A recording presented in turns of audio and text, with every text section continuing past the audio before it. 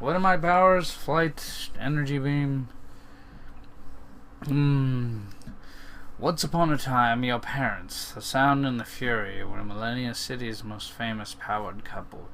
When they met in high school, they discovered your mother's ability to generate vocal sonic waves perfectly complemented by your father's ability to harness sound energy. Almost immediately after they arrived on MC's hero scene, the public became enamored with their budding romance and their harmonious power set. As they rose rapidly to the hero A-list, no villain was too dangerous for them to battle and no party was too exclusive for them to attend, which meant that you got to spend your childhood immersed in MC's most finest hero life, high life, knowing that someday you'd fight alongside your parents as a famous hero. Until your 13th birthday, it was going to be the best night of your life, the first time your powers might begin to manifest. Your parents were at a press conference speaking of one of their recent successes. Shutting down an assassin training academy masquerading as a public high school. Of course. They were supposed to say a few words about the mission and come straight home to celebrate your big night. However, just as they were preparing to leave, a young villainess crashed the event. She was Miss Artillery, one of the Assassin Academy's teachers, and she entered ranting about how the Sound and the Fury had ruined her life.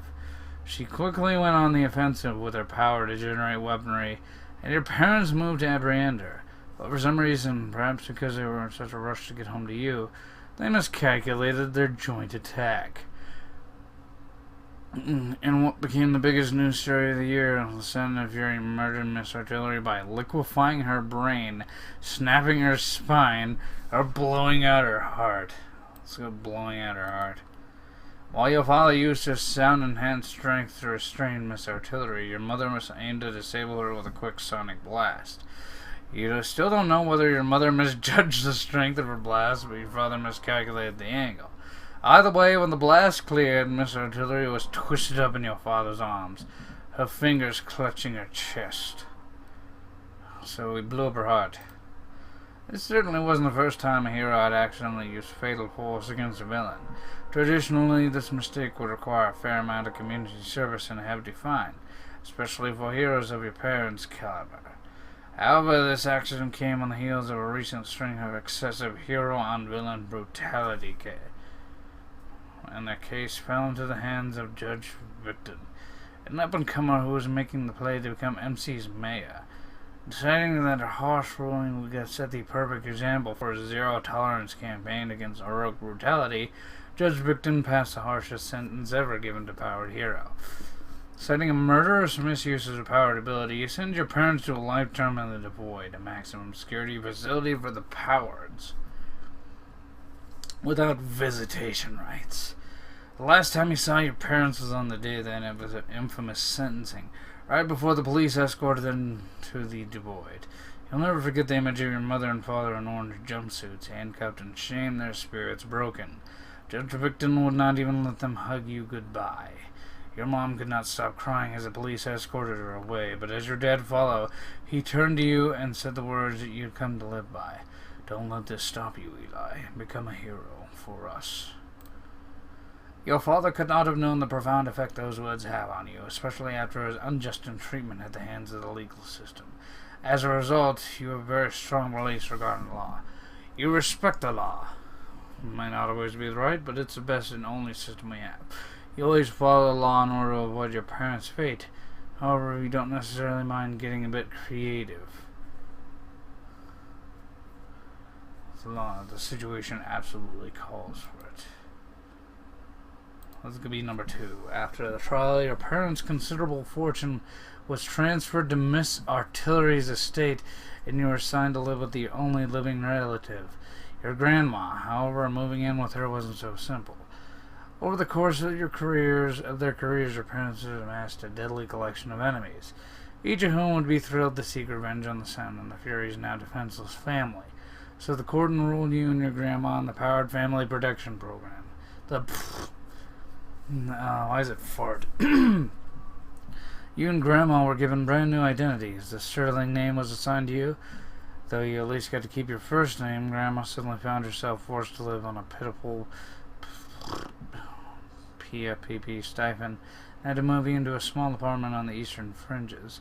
She also had to pull you out of your fancy, powered-only private school and enroll you in a local public school. In the course of a few short months, your life became entirely unrecognizable to you, and has never been the same since. That's why every day you remind yourself who you really are. Your real family name is Smith. So Eli Smith was no more, instead giving way to Ned. Ugh. Oh, 1 second. Ugh, God. Giving way instead to Eli Sterling, he found that the Sterling version of yourself was vastly different, forced to grow up way faster than anyone else should. Back in the kitchen, you look across the table at Grandma. She's the only other person in the world who would understand how you feel. After all, she was forced to abandon a life she had built over 70 years into the PFPP with you.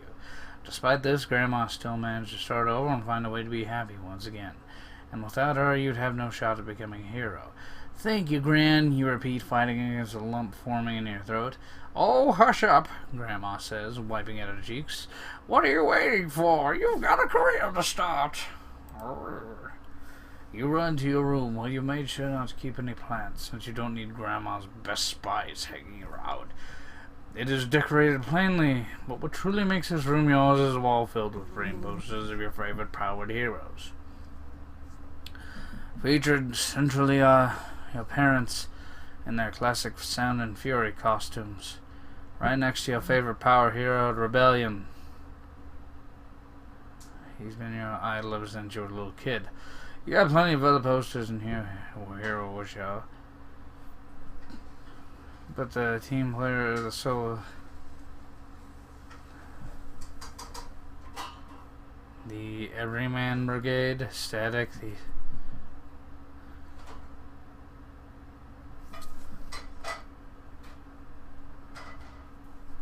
Rebellion, later the Millennial Group.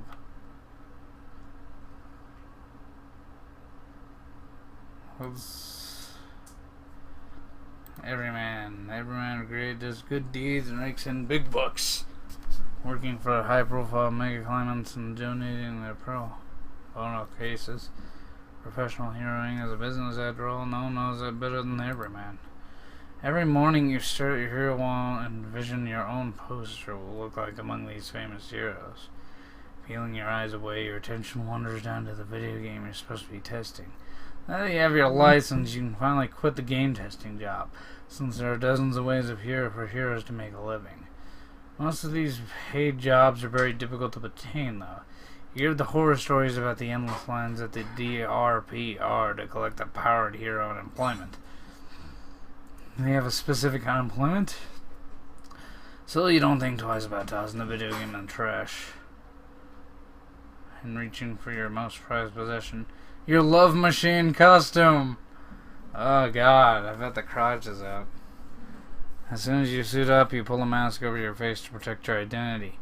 Even though no one would ever recognize you as the Sound of the Fury's child now that you're all grown up, you don't need anyone discovering your sterling identity and coming after Grandma. You've been protecting the right costume for a long time, so let's calling your card. You've chosen a color scheme, all tones of black and metal gray for intimidation. Bright and bold primary colors to get noticed. Black and bronze, colors of the military band. Blue and gold, the colors of your favorite hero. Red and silver. Red and silver. That seems good, appropriate for a love machine. Every time you put on your costume, you can't wait to use your powers. So you snap your fingers, generating a small pop of energy, which also happens to be your favorite color. Pink, blue, black, yellow, red, white, red. Create my own color. Let's go red. Pop of red energy fades. You look over to the costume in the mirror, knowing that style without substance means very little. Also chosen design features that amplify your powers. Truth be told, you've been able to afford your hero's license way sooner if you hadn't spent so much money on your most prized upgrade. Aerodynamic, rounded curves, and small black wings for maximum speed. A rocket backpack to channel excess energy and add propulsion to your normal speed flying. Large metal wristbands to store energy for blasting. Let's be offensive. As you, Love Machine, stand there in your perfect costume with all your intentions set, you realize that you finally ready to start your hero career.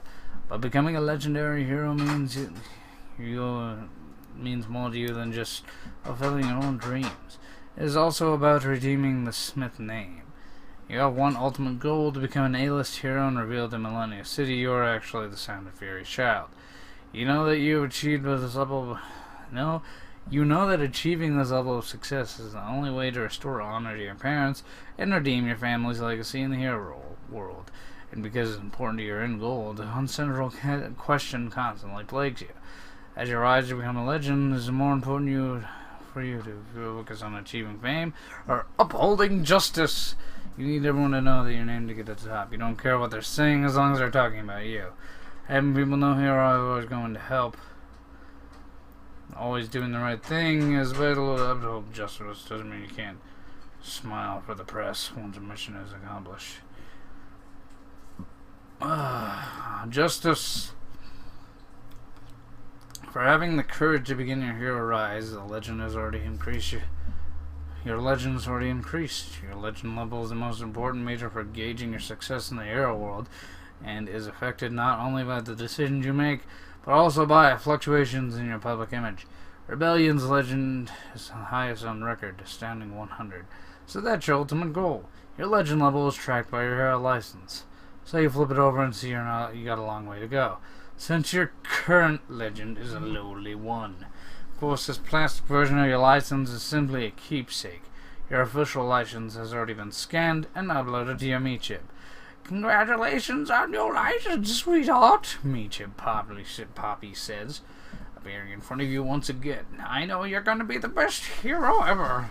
Poppy, otherwise the meat chip AI thing, move the show stats button to my home screen, and you all look insane talking to those electronic voices in your heads, Grandma says from the doorway. That's why I simply refuse to have one of those machines implanted in me. It just doesn't seem right. I know how you feel about me chips, Gran, you say, turning towards her. And it's annoying now that they've done away with They've done away with landlines and cell phones. There's no way of getting in touch with you. Which is precisely how I like it, Grandma says. But look at you, a born Smith hero. Damn right. Well, this born hero had better get out there, you say, shaking off your nerves. His career isn't going to start itself. Wait, before you go, Grandma walks toward you. You see that she holds an envelope in your hands. Your stomach drops to between your legs. It is such a big day. Wait, Grandma doesn't sound like that. Grandma, you sound oddly manly. It's such a big day, Grandma says, her eyes on the floor. They'd want to be here so badly. Your jaw goes tight. You know exactly what Grandma wants you to do. While the Devoid may not allow its prisoners to have any visitors, it does permit them to receive letters. So for years you wrote to your parents, telling them everything about your life. You thought writing those letters would make you feel better, but it's only made you feel worse, because the Devoid doesn't allow its prisoners to write any letters back.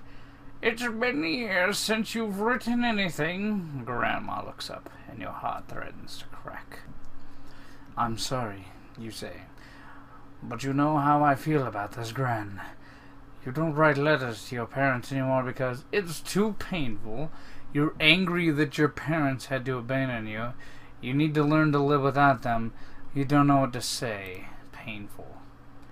Not writing letters to your parents proves just as difficult as actually writing them, so it's a task you try to avoid thinking about entirely. Grandma knows this, so she doesn't press.